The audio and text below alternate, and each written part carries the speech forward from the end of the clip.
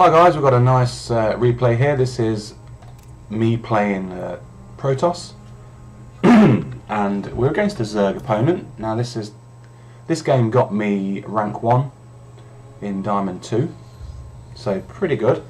And this is basically my new strategy against Zerg. Zerg, very hard for Protoss, I think. They cause all sorts of problems. They've got the Nidus worm, they've got various trips, and oh, it's just so hard for Protoss, I think. And unless you can macro and stay on your bases, 3 bases, and get the death ball, it's pretty hard for Protoss, I think, to beat Zerg at the moment, for an average player. So, decided to take this chargelot build that I made and adapted it slightly. You can see we've got a pylon.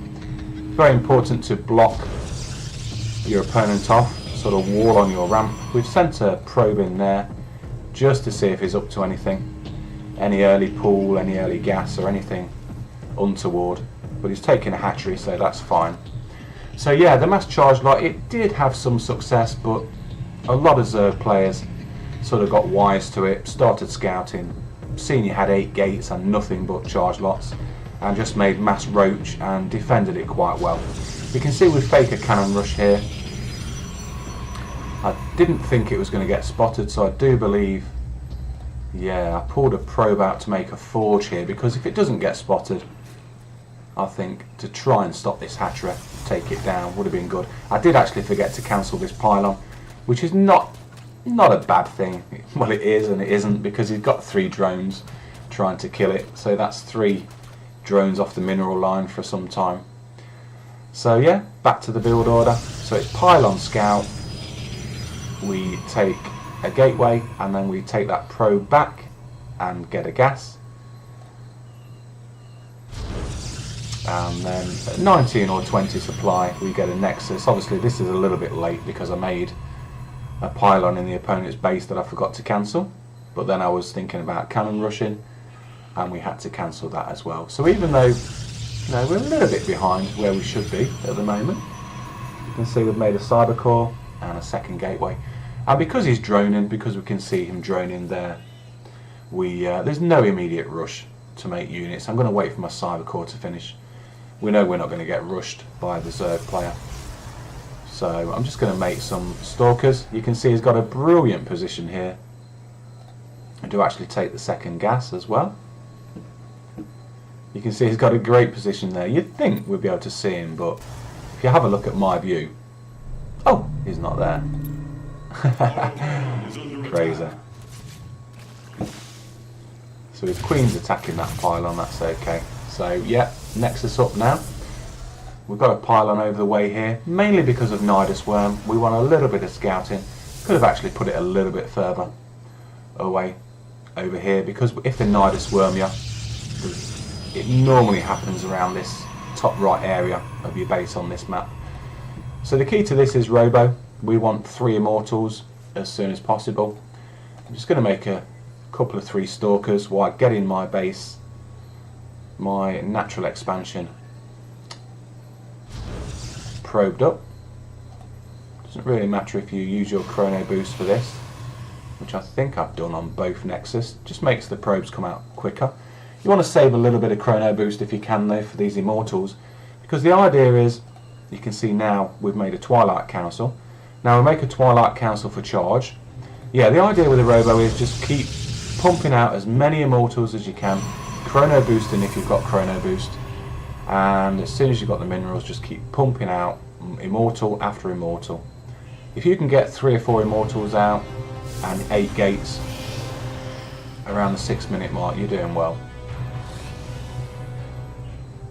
Now, unbeknown to me, he's coming across the map at this time as we add 2 more gates and more pylons, and the 5th gateway goes down.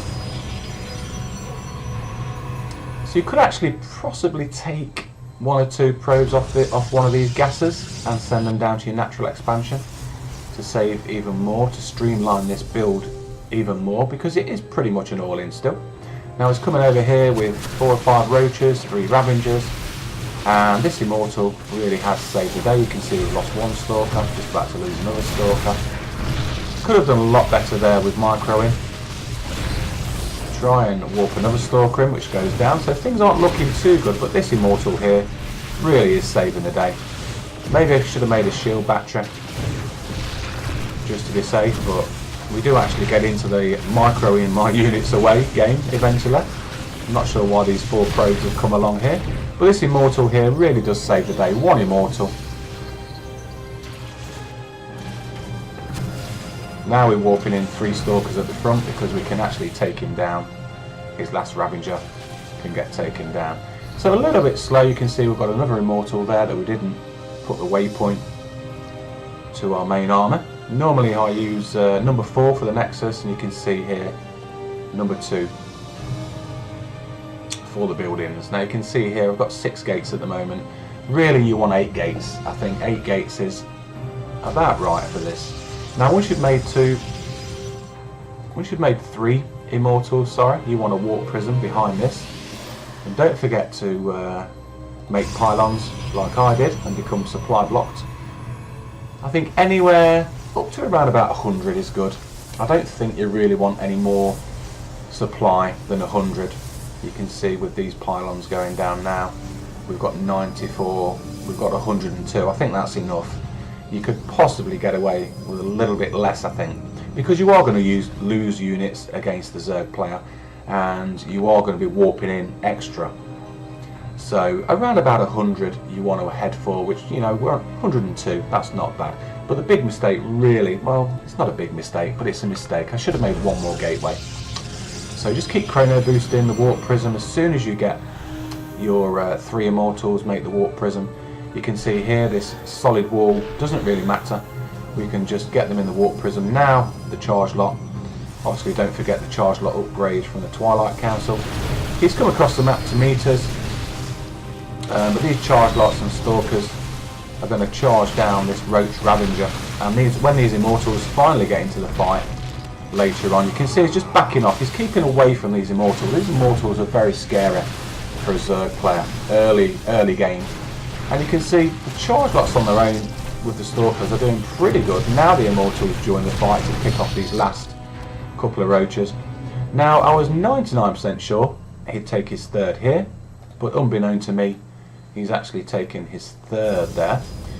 He's not droning, he's just making units, which is a good thing when anyone goes all in. You can see now I know he's got that base there because of those 3 roaches coming from it. I thought, shall I kill that base or shall I just fight? Decide to stay and fight. We can warp in more units, even though I've not done yet. A little bit slow warping in units, and with this warp prism you can actually save the immortals as well. But he knows it's all over at this stage and he's left the game. So maybe I could have warped some units in a bit earlier. A little mistake there. Maybe I could have took some probes off the gas a little bit earlier, because you don't need all that gas as soon as you finish making your warp prism. That's the last time you're going to use gas unless you need stalkers. Nice to have a little bit of gas, so best to keep 3 on just in case he goes air. So yeah, pretty good strat against undead. I think it's better than the mass charge lot, simply because if he does go Nidus, the immortal can close it down pretty quick, the early immortal. So Nidus Worm isn't really that much of a threat if you manage to find it, which normally happens in the top right here or somewhere sneakily around here. But yeah, the immortals do close down the Nidus network pretty fast. And I do think those 3 immortals really help, even though we're a lot later going across the map.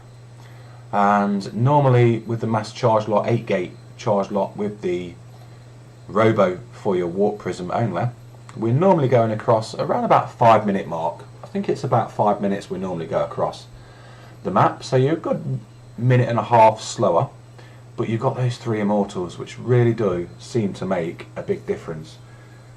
So yeah, hope you enjoyed that one, guys. That's my new strategy, and I've just got to rank 1 diamond 2 with that. So yeah, hope you enjoyed it, and I'll see you soon. Thanks for watching, and don't forget, if you want to follow me on Twitch, I'm on Twitch. I do try and stream as often as I can. But yeah, thanks for watching, guys. See you soon.